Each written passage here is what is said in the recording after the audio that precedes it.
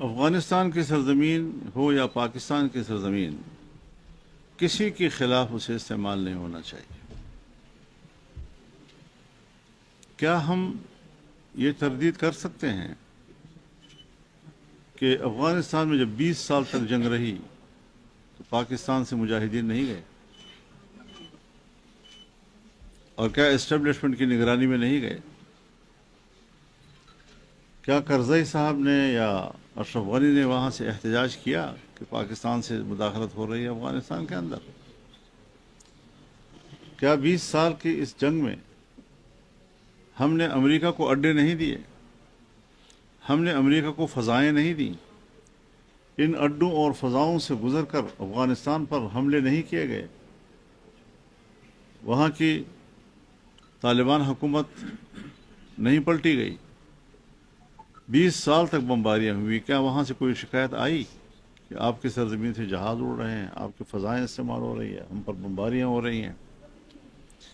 تو اگر آدمی خود مضبوط ہو، ان کے اعصاب مضبوط ہوں اور خود اعتمادی اندر موجود ہوں تو پھر مسئلہ بنانے کے لیے بہانے تلاش نہیں کرنے چاہیے۔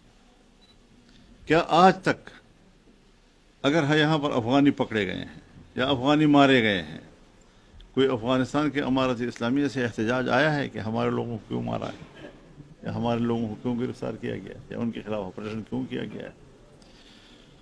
تو اس لیے یک طرفہ طور پر سوائے اس کے کہ ہم افغانستان میں دوبارہ ایک بے قراری کی طرف جائیں گے، اور کیا ہم نے قسم کھا رکھی ہے کہ افغانستان میں استقلال نہیں چھوڑنا، وہاں ہمیشہ بے قراری رکھنی ہے اور پھر اپنا دامن صاف رکھنا ہے اور سارا گند دوسرے کے دامن پہ پھینکنا ہے، خود صاف اور شفاف بن کر، بے گناہ بن کر دوسروں کو گناہگار قرار دینا، یہ ایک پالیٹکس ہے اور ہمیں اس پالیٹکس سے نکلنا چاہیے۔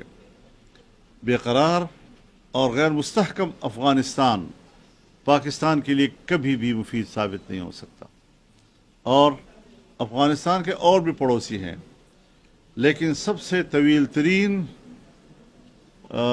سرحد پاکستان سے ملتی ہے، کوئی 2500 کلومیٹر پاکستان کے ساتھ مل رہے ہیں اس کے، جس کے دونوں طرف ایک ہی قوم آباد ہے اور وہ پشتون قوم ہے۔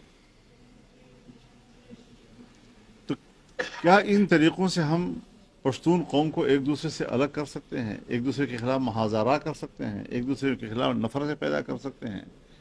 یہ ساری وہ پالیسیاں ہیں کہ جس پر میں یہ سمجھوں گا کہ ہمیں نظر ثانی کرنی چاہیے۔ پاکستان کا چپا چپا ہمیں عزیز ہے، ہم پاکستان کے چپے چپے کے لیے قربانی دینے کو تیار ہیں۔ اگر انڈیا کے خلاف جنگ ہوتی ہے، ہم نے ایک صف ہو کر فوج کے پشت پر کھڑے ہونے کا اعلان کیا تھا، اور آج بھی ہم اسی جذبے سے بات کر رہے ہیں۔ لیکن یہ ہے کہ جب معاملات پیچیدہ ہوں تو اس کو راہ راست پر لانے کی کوشش کرنی چاہیے، اور ہم اپنے ملک کے ساتھ ہیں، ملک کے وفادار ہیں، ملک کی بہتری کے لیے سوچیں گے۔ اگر حکومت یا اسٹیبلشمنٹ کوئی غلط فیصلے کرتی ہے یا وہ ملک کی مفاد کے خلاف ہمیں نظر آتے ہیں، ہم اس کی نشاندہی کرتے ہیں، اور نشاندہی کرنا ہمارا حق ہے۔